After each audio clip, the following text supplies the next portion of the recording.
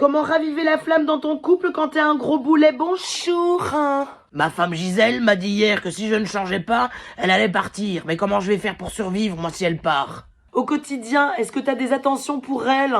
Oui, l'année passée, on était tous les deux posés au PMU de Belleville. Et il y a un petit pack-pack là qui est passé avec des roses. Bah je lui en ai pris une, 3 euros pièce. Ah. Ok, et est-ce que tu l'emmènes parfois au restaurant? Évidemment, le mois dernier, le PMU était fermé pour cause de travaux. Du coup, il me restait beaucoup de tickets restaurants à évacuer. Ah ben je l'ai invité au flunch. C'était moule à volonté. Et nous deux, on adore ça, les moules. D'accord, et est-ce que tu l'aides pour les tâches ménagères? Gisèle est une vraie fée du logis. Par contre, moi, je rabats la cuvette à chaque fois que je vais aux toilettes. Et d'ailleurs, maintenant, j'utilise, quand j'y pense, la petite brossette là derrière la cuvette quand je vais à la grosse commission. Magnifique, hein. Et est-ce que tu lui prépares parfois des bons petits plats? Bah oui, ça arrive. Le PMU, parfois, il ferme tôt. Donc, moi, je rentre à la maison. Elle est pas encore rentrée du boulot. Bah, je lui fais ma spécialité. Des pâtes au beurre avec du sucre. Et toi, elle te fait à manger, j'imagine? Ma Gisèle, c'est un vrai cordon bleu.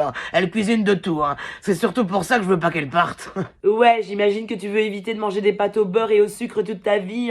Ah non, ça c'est sûr. Malheureusement, je ne peux rien faire de plus pour vous, monsieur, si ce n'est que de prier pour que Gisèle ne passe plus une seconde de plus avec un boulet comme vous. Allô? Allô? Bah ça a coupé, bordel de chiottes. Michel, j'ai encore eu affaire à un gros boulet ici. Non mais quand est-ce qu'elles vont comprendre qu'il faut lâcher de l'encre qui les fait couler?